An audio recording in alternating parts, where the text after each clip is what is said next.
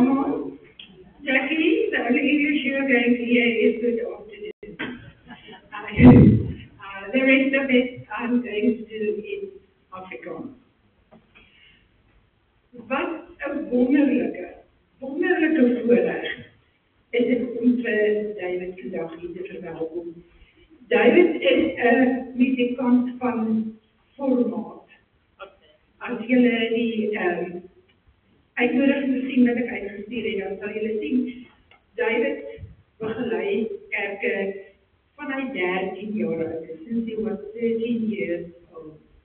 Vandag is hy 'n jong man, 'n pragtige jong man, wat sy 3de jaar BMS voltooi het. Hy begin op stukkie, en 1 jaar op stukkie, onder professor Theo van Wyk, en toe is ek dan Bos toe, onder professor Mario Nel, ek probeer het nou in my kop uit onthou, en meneer Milan Grindel.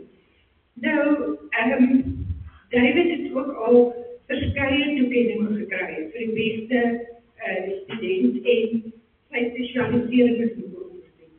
Nou, ek het uit my eie geselligheid bietjie geboelie van die kant af, en ek voel ons het al een behoefte hier in Magaliesburg, ek sê vir David en Jonathan, nie Stelkop, hier in Magaliesburg, om te hoor wat die kinders kan doen, wat uit ons eie geleedere uitkom, om stuur hulle uit in die wêreld, en hy het ook maar as 'n kaalvoetjie groot geword, inteendeel, ek het vir sy pa wiskunde gegee.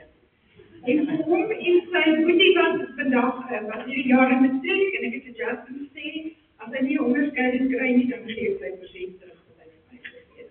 Beide van die pa.